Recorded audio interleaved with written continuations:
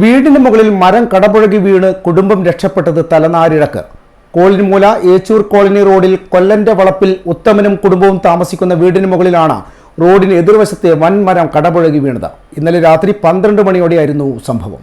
12 മണിയോടെയായിരുന്നു ശക്തമായ കാറ്റിലും മഴയിലും വൻ ശബ്ദം കേട്ട് റൂമിൽ കിടന്നുറങ്ങുകയായിരുന്ന ഉത്തമനും കുടുംബവും വീടിന് പുറത്തേക്ക് ഓടിമാറിയത്. അടുത്ത നിമിഷം തന്നെ വീടിന് മുകളിലേക്ക് വൻമരം കടപുഴകി വീഴുകയും വീടിന്റെ പുതുക്കി പണിത മേൽക്കൂരയും ഓടും തകർന്ന് കിടന്നിരുന്ന കട്ടിലിൽ പതിക്കുകയുമായിരുന്നു. ഭാഗ്യം കൊണ്ടാണ് കുടുംബം രക്ഷപ്പെട്ടതെന്നും ഉത്തമൻ പറഞ്ഞു. കിടന്നുറങ്ങുന്നുണ്ടായിരുന്നു. അപ്പോഴൊക്കെ കാറ്റും മഴയും വന്നിട്ട് ഞാൻ ഒറ്റകെട്ടി എണീച്ച് മക്കളെയും വിളിച്ചിട്ട് ഞാൻ പുറത്തേക്ക് ഓടുകയായിരുന്നു. വീടിന് 2 ലക്ഷം രൂപയുടെ നഷ്ടം സംഭവിച്ചതായി അയൽവാസി മഹേഷ് പറഞ്ഞു. രാത്രി സുമാർ ഒരു 12 മണിയോടുകൂടി അതിശക്തമായ കാറ്റും മഴയും. ആ മഴയിലാണ് ഉത്തമാട്ടം താമസിക്കുന്ന വീടിൻ്റെ മേൽക്കൂരയുടെ മേലെയായിട്ട് തൊട്ടപ്പുറത്തെ റോഡിൻ്റെ അപ്പുറത്തെ വശത്തുള്ള വലിയ മാവ് പൊട്ടി വീഴുകയും ഉത്തമാട്ടം കിടക്കുന്ന റൂമിൻ്റെ മേലെയാണ് ഈ മരം പതിച്ചത്.